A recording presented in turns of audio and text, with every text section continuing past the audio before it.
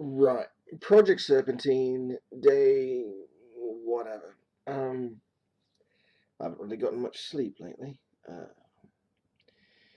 Alright, so we got the shield back, and that was lovely. I wasn't altogether certain we were going to get the shield back, all things considered.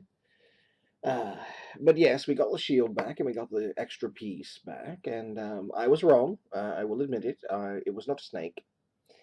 It was a blade. Yes, apparently the shield had a blade attached to it. Yes, how very Conan.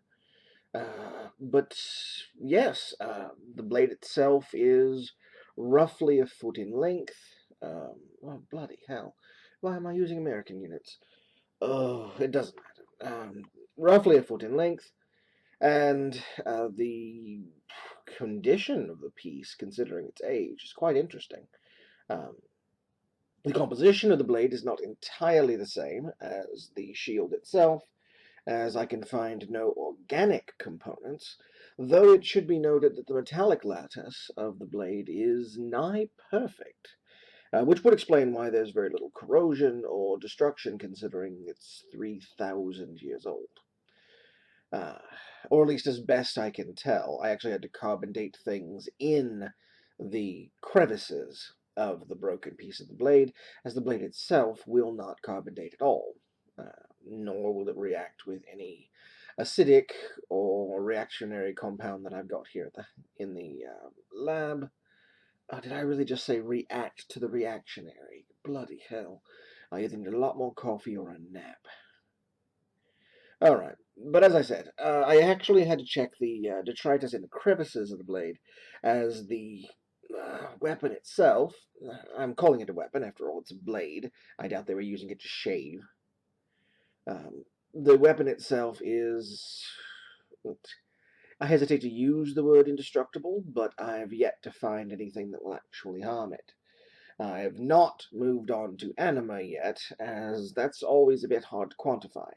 I mean, how much fireball does it take to scorch an item as opposed to slag it? I don't want to destroy the item yet. The next step that I would normally take would be to try to reattach it. But I have been informed that that is a step that I cannot take, that I need to keep them separate, and in fact in separate labs. I'm not sure why, but that's what they tell me. Alright, so to recap, I've got a shield, I've got a sword, they fit together like some sort of Paleolithic Lego. I can't, however, put them together, so I'm having to test their properties separately. I have already been able to determine that there is some kind of energy signature. I'm picking it up on an electromagnetic bandwidth, but I'm assuming that it is anemic in some way. Again, I haven't tested it yet, because to do that, I would actually have to requisition a temple mage, and I find their behavior, company, bodily hygiene habits, all rather reprehensible. I do not entirely understand why the Temple Hall insists on using wizards when science can certainly handle all of the issues of the day. But I am told that that is not my call.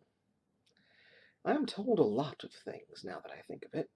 I'm not entirely certain I like it. Whatever.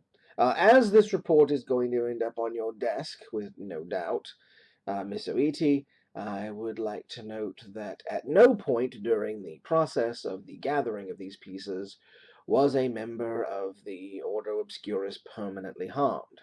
I understand there were some injuries, but, well, that just goes without saying. The Ordo Obscurus members went to a combat zone. Of course, from what I understand, they often get injured just going outside or having tea. But all not my fault.